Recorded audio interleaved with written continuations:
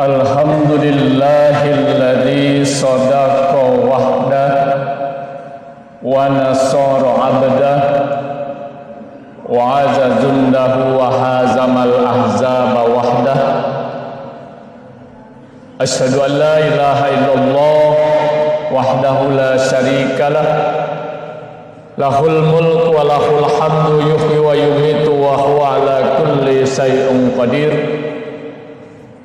Wa asyhadu anna Muhammadan abduhu wa rasuluh sahibud da'wah wal irsan wal fatwah wassalatu wassalamu ala rasulillah wa ala alihi wa man tabi'ahu wa mawala. Amma ba'du fa ya ibadallah, usikum wa nafsi wa iyaya bittaqwallah faqad fazal muttaqun. Qala Allah ta'ala fi kitabihil karim, a'udzu billahi minasyaitonir rajim, bismillahirrahmanirrahim. Kuntum khaira ummat ukhrijat linnas ta'muruna bil ma'ruf wa tanhauna 'anil munkar wa tu'minuna billah, ila akhiri ayat. Shadaqallahul adzim. Masyarul muslimin, sidang Jumat rahimani wa rahimakumullah. Puji syukur kita panjatkan kehadirat Allah Subhanahu wa taala. Salawat dan salam juga kita haturkan kepada baginda Rasulullah Muhammad sallallahu alaihi wasallam. Hari yang baik yang kita kenal dengan Sayyidul Ayyam, penghulu dari hari lainnya, hari Jumat ini, kita jadikan sebagai momentum untuk senantiasa menjaga, memelihara, meningkatkan keimanan dan juga ketakwaan kita kepada Allah Subhanahu wa taala sebagai bekal utama kita, baik saat berada di alam dunia sekarang ini, lebih-lebih saat kita memasuki kehidupan yang kekal dan abadi, yakni kehidupan akhirat kelak. Wa tazawwadu fa inna khairal zadi taqwa, kata Allah. Berbekalah kamu, dan sebaik-baiknya bekal itu adalah takwa kepada Allah Subhanahu wa taala. Bahkan Allah menjanjikan ketika takwa ini melekat pada diri kita, Allah akan senantiasa memberikan solusi, memberikan jalan keluar dari berbagai macam permasalahan yang kita hadapi, dan akan memberikan rezeki dari arah yang tidak pernah kita duga dan tidak pernah kita sangka. Wa may yattaqillaha yaj'al lahu makhraja wa yarzuquhu min haitsu la yahtasib. Tema khutbah Jumat kita hari ini saya sampaikan tentang 3 langkah untuk menjadi manusia yang terbaik. Hadirin sidang Jumat rahimani wa rahimakumullah. Aksioma bahwa manusia adalah makhluk sosial tidak ada yang bisa membantah, ya. Karena tidak ada seorang pun di antara kita yang bisa hidup sendirian. Kita selalu saling ketergantungan, saling membutuhkan antara yang satu dengan yang lain.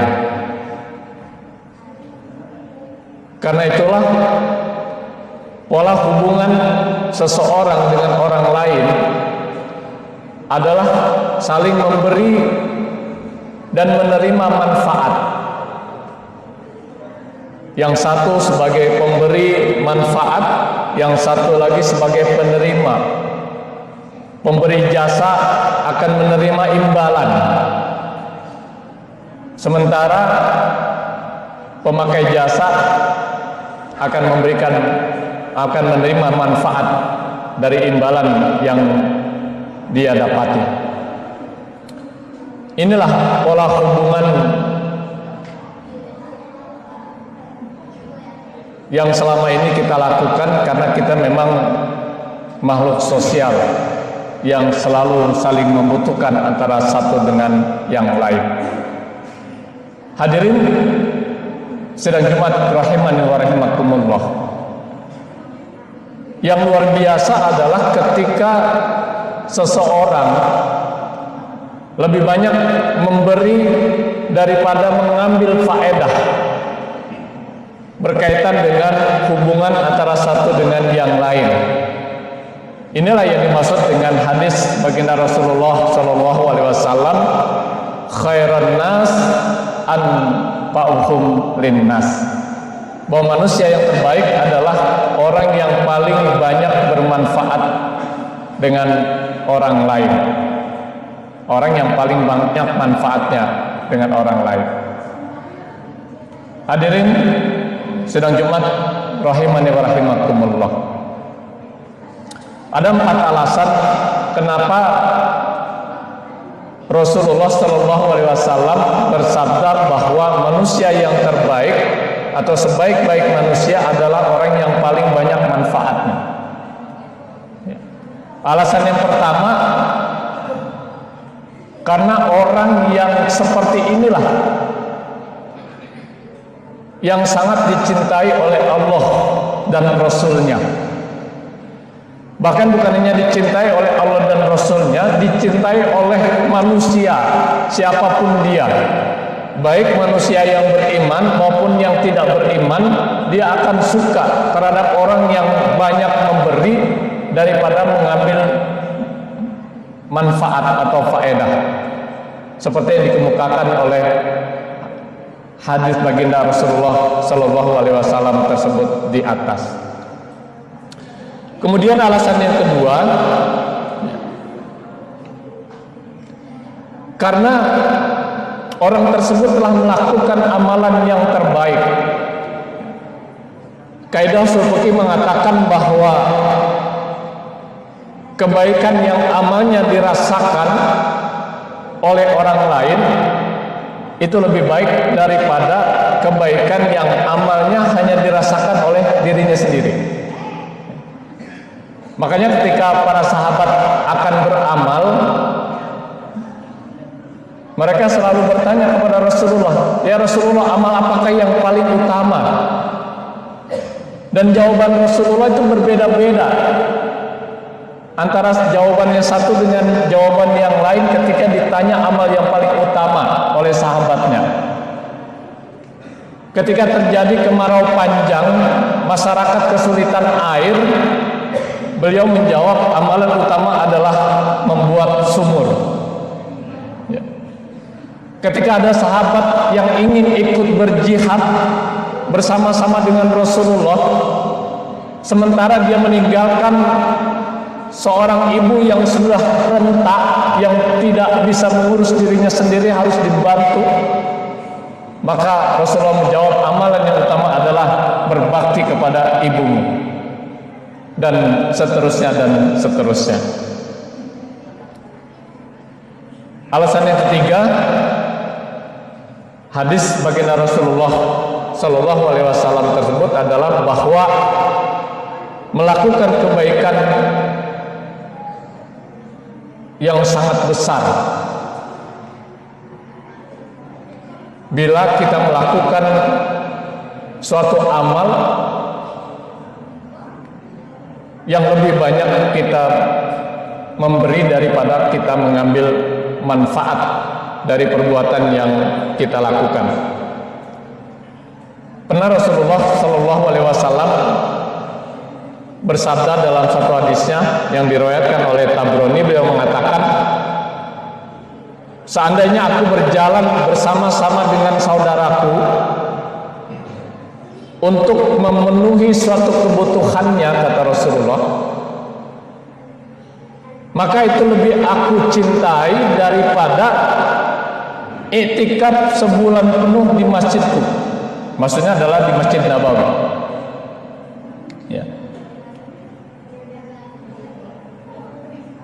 Jadi mendampingi perjalanan sahabat seseorang untuk memenuhi kebutuhannya itu lebih baik daripada iktikaf selama 1 bulan penuh di Masjid Nabawi. Padahal kita tahu ganjaran dan pahala ketika kita beriktikaf di Masjid Nabawi itu luar biasa. Tetapi lebih luar biasa ketika kita melakukan atau amalan yang amalan itu dirasakan manfaatnya oleh orang lain. Hadirin sidang Jumat rahimani wa rahimakumullah. Alasan yang keempat adalah bahwa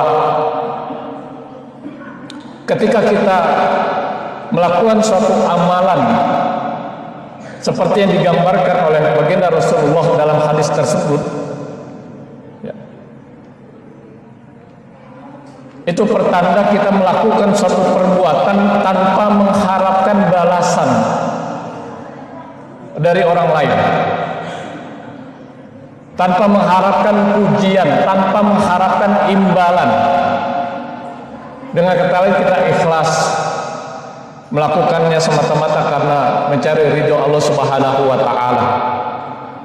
Dan perbuatan semacam itu tentu bukan hanya disukai oleh Allah dan Rasulnya, tapi juga disukai oleh siapapun di antara kita.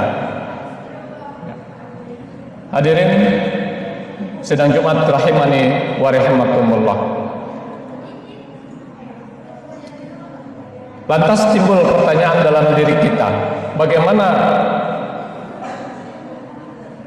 upaya untuk kita bisa menjadi manusia terbaik yang seperti digambarkan oleh baginda Rasulullah dalam hadis tersebut, khairan nas anfa'hum linnas.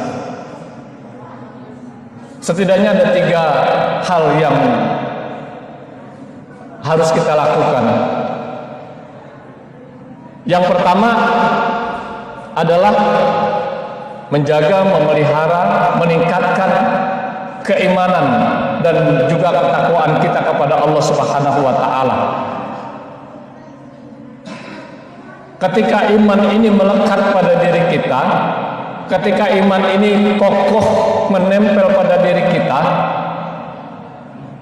maka apapun yang kita lakukan bukan mengharapkan pujian, bukan mengharapkan balasan, bukan mengharapkan imbalan, tetapi semata-mata kita lakukan karena Allah Azza wa Jalla. Sehingga dipuji atau tidak dipuji, dikasih imbalan atau tidak dikasih imbalan, diberi upah atau tidak diberi upah, kita akan ringan saja melaksanakan atau melakukan perbuatan tersebut, karena kita hanya mengharapkan ridho Allah Subhanahu wa Ta'ala.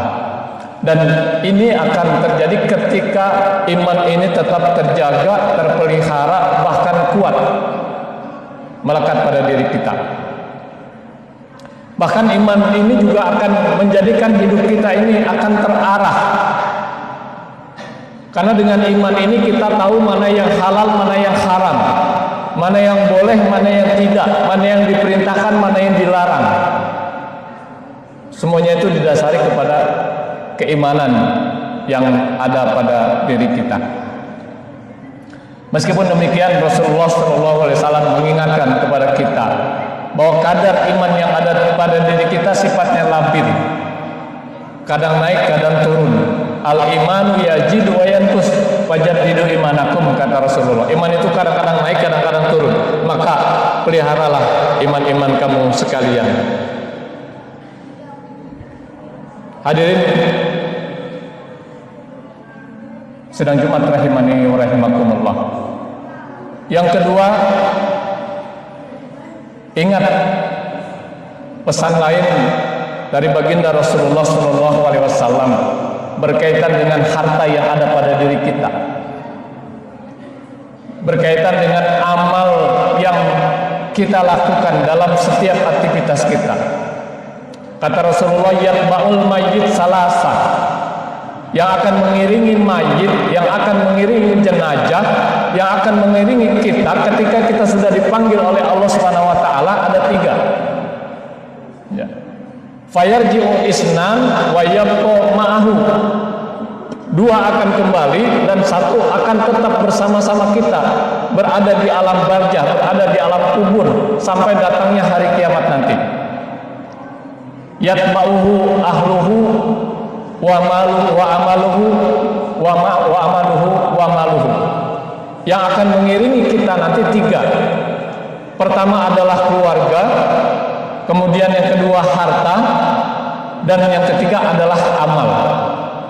Fayarji'u isnan, dua akan kembali, yaitu ahluhu wa maluhu, keluarga dan hartanya. Wa yabqa amaluhu, dan satu akan tetap bersama-sama dengan kita, yaitu amal perbuatan kita. Dengan mengingat pentingnya amal dalam setiap aktivitas kita ini juga akan mendorong kita untuk bisa mewujudkan apa yang diungkapkan Rasulullah Shallallahu Alaihi Wasallam dalam hadis tersebut di atas. Kemudian langkah yang ketiga adalah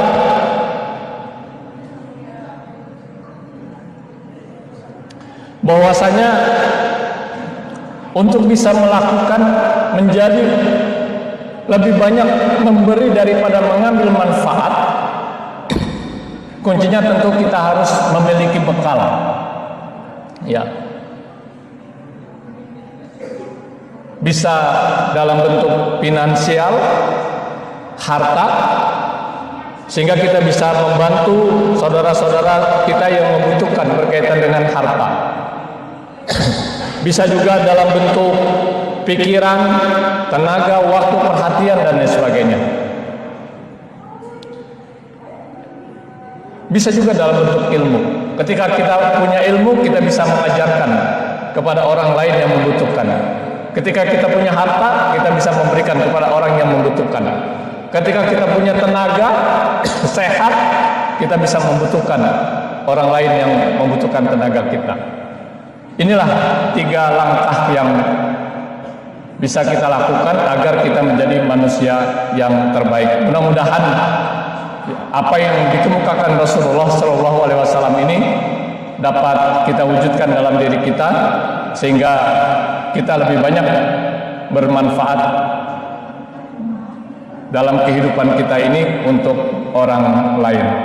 Barakallahu li wa lakum fil Qur'anil azim, wa nafa'ani wa iyyakum bima fihi minal ayati wa dzikril hakim, wa taqabbal minni wa minkum tilawatahu innahu huwal ghafurur rahim.